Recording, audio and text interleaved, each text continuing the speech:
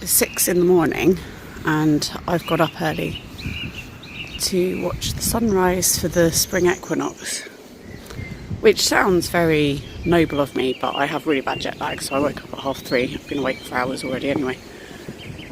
And there was no way really of being able to see the sunrise because the day is so grey and dreary. But listen, there's a few cars, although the roads are pretty empty. There's the sound of the birds. Even in the dreariness, the birds sound amazing.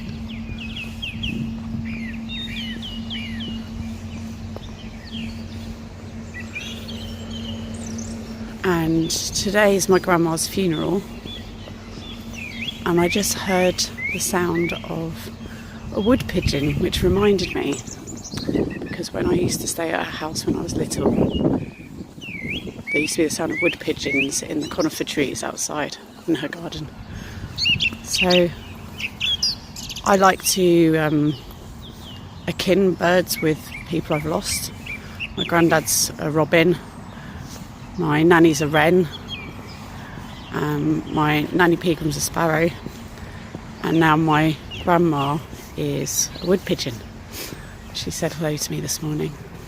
I can't go to her funeral because of the quarantine, so instead I'm going to sit with the sofa that I've inherited from her that no one was allowed to sit on, and I'm not going to sit on it, I'm going to sit next to it and I'm going to say my goodbyes.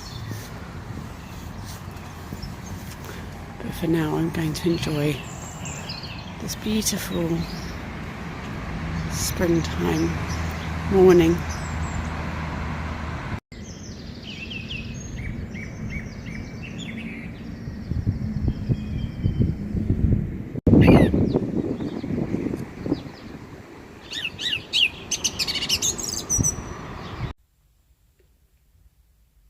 Because it's the equinox, I am blessing some sacred cacao, which I created with an intention and a prayer, which was to stay calm and to feel strong and fortified. I know the goddess has my back.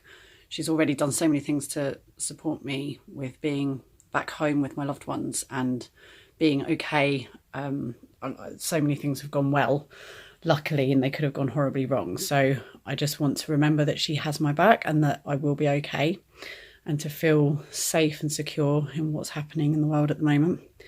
And then I've got an egg. I've boiled an egg, and for Ostara, it's Easter, but she's now sat in the pentagram in the middle of the altar, being charged with power and magic and wonderfulness, so that when we do the ceremony together, we'll be able to write and draw images and sigils on the egg. And then this means that we'll peel the shell off, and then we eat the egg, and we're nourishing ourselves with whatever we drew on the outside. So that's an important part of our ceremony. Everyone loves a sacred egg. And I've prepared the living room. It looks lovely and relaxing and ready for our ceremony. So all I need to do now is light the candles. I couldn't get any firewood. There isn't any in the shop. And I also couldn't get any flowers, which I would have really liked to have done. I normally have flowers. It'd be nice to have some spring flowers. But I've prepared the area. Everything's ready for me to begin with casting the circle. I've got everything I need and in place. It takes quite a while to prep everything. Like, I normally will have a sacred bath beforehand, which I love. You know, it's one of my favourite parts of a ceremony. You get to have a nice, lovely, sexy sacred bath on your own for hours. And then that preps your body and, you know, treating yourself like a priestess. And I always anoint myself afterwards with this oil. You can use any oil you want, but I have a lovely oil that I use. And then you need to make sure that everything in the house is clean and tidy as well. Today I had a shower because it was my grandma's funeral and I couldn't go, so we had a remote funeral, And today we are having a remote ceremony as well. So we're going to be hooking up online and having a solitary ceremony. It's going to be very strange being here without the girls, but at least they're going to be with me on the screen. And that makes me happy. With me in spirit. So we've just closed our ceremony, our equinox ceremony, and it was boom, boom, boom, boom, boom, boom, boom, boom. It was so needed because, like, obviously feeling moments of anxiety, and yeah, it was really good for us to all be together and share what's going on and to just be with each other. That was beautiful. So I'm going to share with you what the messages were from the goddess. I drew this on my egg, love, and this is what I want to nourish myself with. And it's when I was thinking about what do I want right now, and what I want is for everyone to listen and learn from what is happening, and for like people to observe how wonderful it is that dolphins are in Venice, and that, like, going out in the street today, the seagulls were all out just being like, all right, are we, what, this is ours now, yeah, all right, cool, great, I'm just gonna like, and they were kind of like, oh, what are you doing here? It's like, I just want people to observe that and see that, and wonder at how that might be nice to pursue as a way of now living, so that we can be a bit more in tune with nature, and that this is like the nicest way that Mother Earth could possibly give us a little slap in the face.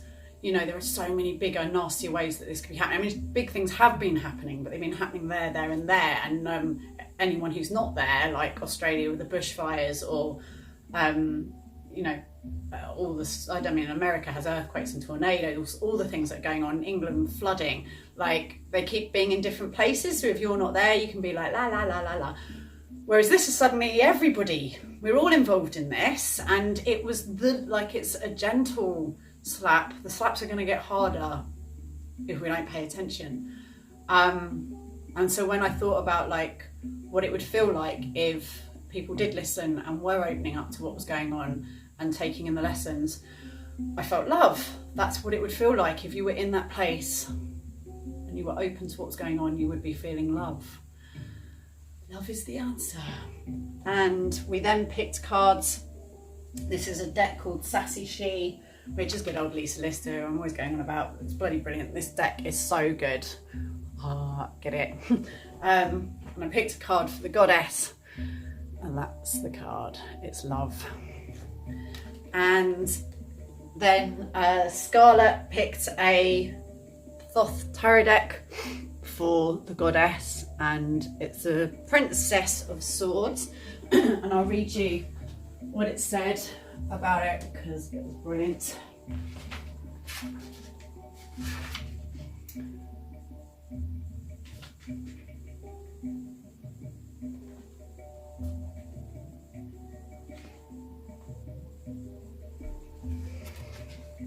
The Princess of Swords represents a fresh intellectual clarity which shakes everything up. She has just demolished the old altar, which explodes, sending clouds of smoke, rubble, and ash into the air.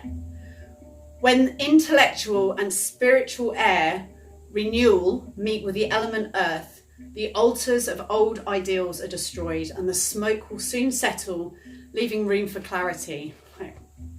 My heart's like exploding right now.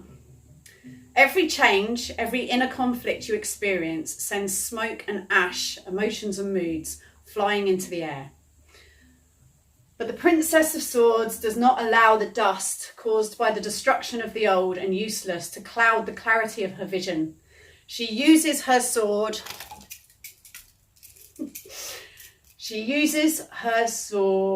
Where am I? Got too excited about the sword. I literally can't find it. Hang on. Oh, here we go. She uses her sword to sweep away moods and disruptive thoughts that arise. She is resolute and aggressive, dealing well with practical issues, particularly when they include contradictory or paradoxical elements. The Princess of Swords represents an extremely rebellious person who is not to be intimidated either by the established or the sanctified, because she rebels in the name of clarity, openness and truth. She's prepared to destroy anything repressive, anything which prevents a full experience of life, including all moral codes. Her no to repression is rooted in a deep yes to herself and existence. We can compare her actions to Jesus throwing the moneylenders out of the fucking temple. Woo! Yes, mate. Oh my God. Like, I'm shaking. So that was the revelations of tonight. Also, Sophia picked a shaman card, the really beautiful visual cards. She's going to send me a photo and I'll put it on the video. And the message from that was drop your shields. I mean, it's literally like,